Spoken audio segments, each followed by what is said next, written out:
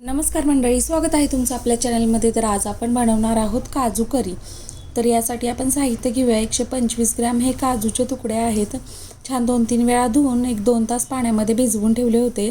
तर हे छान भिजले गेलेले आहेत। तर त्याच काजूमधले एकदम छोटे छोटे जे तुकडे असतात काजूचे झालेले, ते वेगळे भिजवले होते, ते छान भिजले। त्याची आपण प्युरी करून करीमध्ये वापरणार आहोत। आणि हे आहेत मीडियम आकाराचे 4 टोमॅटो। आणि माझ्याकडे आता अवेलेबल होता सुहाणा काजू करी मसाला, तो आपण वापरणार आहोत आजच्या करीमध्ये।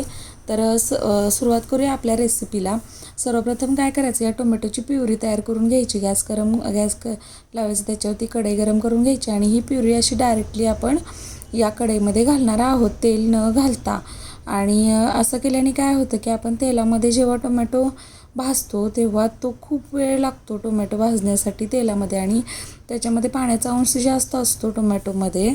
त्याने काय होतं की हे असे तेलाचे चिटके असतात ना, किंवा असे थेंब थेंब असे बाहेर ओट्यावरती गॅसवरती पडले जातात। या प्रोसिजरमुळं काय होतं की आपला वेळ खूप वाचतो आणि ओटा गॅस वगैरे आपला खराब होत नाही असं तेल बाहेर उडून।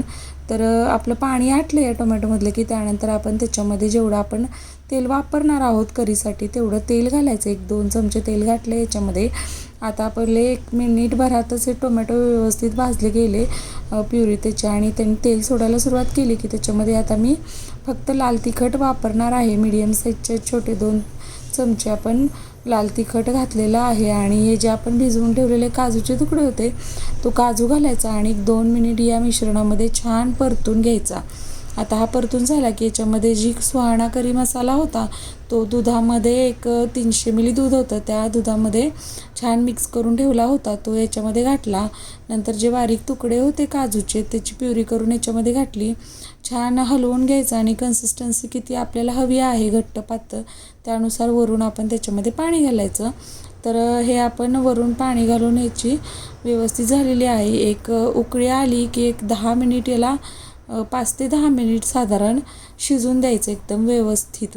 तर हे आपले शिजून झालेली आहे करी 5 ते 10 मिनिट। त्याच्यानंतर ही बारीक चिरलेली कोथिंबीर याच्यावरून अशी घातली तर एकदम व्यवस्थित साधी सोपी आणि सुटसुटीत अशी ही रेसिपी आहे। घाई गडबडीत आपण महिन्याच्या सामानामध्ये जेव्हा मसाले भरतो त्याच्यामध्येच मी ही सुहाणा करी मसाला आणला होता, तर त्याची आज रेसिपी तयार केली। तर कशी वाटली नक्की सांगा, आणि आवडल्यास व्हिडिओला लाईक करा आणि चॅनलला सबस्क्राईब करा। आता आपण ताट वाढून घेतलेलं आहे, काजू करी आहे, चपाती, कांदा, लिंबू, मीठ, आणि आमच्या घरी पातळ आमटी लागतेच, जरी ग्रेव्हीची आमटी असेल तर ही पावट्याची आमटी आहे। Thank you for watching. Please like, share and subscribe.